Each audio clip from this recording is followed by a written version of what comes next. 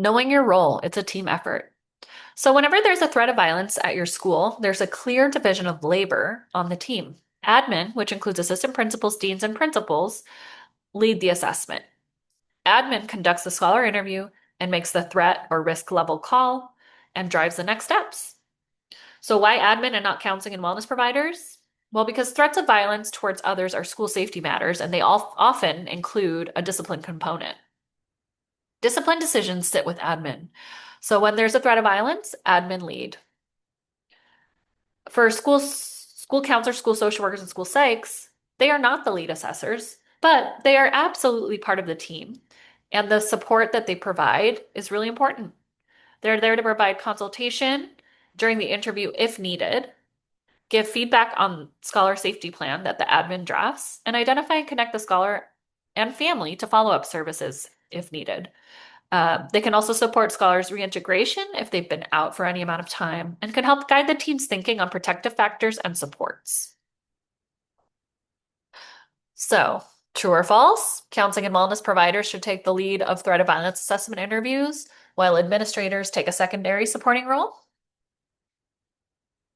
Hopefully, everyone said false. Again, for the reasons that we just mentioned, but admin should conduct the threat of violence assessment scholar interview and lead the assessment process because threat of violence towards others is related to school safety and often includes a discipline component.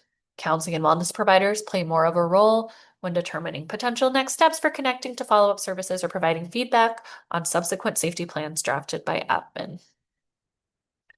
And this is really just to re-emphasize here in the threat of violence assessment flowchart, which is a visual representation of the threat of violence assessment process. So as you can see, admin conduct the threat of violence assessment with support of other admin team members. And then school counselor, school psych, or school social worker involvement at this point is not recommended, but they can be consulted if needed. But mostly where the counseling and wellness provider's role sits is in supporting with follow-up as it relates to when the scholar is coming back to campus, supporting with safety planning and then connecting with outside agency supports if needed. So what is CERT? What does CERT stand for? Well, it stands for School Emergency Response Team. It's a school-based team that comes together to respond to a crisis situations, including threat of violence. The composition of the CERT team depends on the type of crisis you're responding to. So for threats of violence, the CERT team typically includes principal, or admin designee or AP or dean, and one or more of the counseling providers may also be added on there too.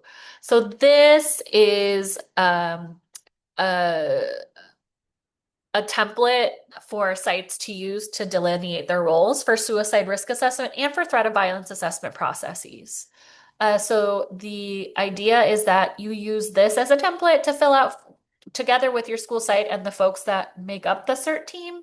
Or if you have something like this already that serves the same purpose, that you are updating it at the start of the year and making any changes as needed throughout the year so that you have the roles and responsibilities memorialized somewhere and that is uh, a source of truth for this process. So if you don't have something like this, or you're not sure if you have something like this, work together with your team to identify, update, or to create a new one if one doesn't exist.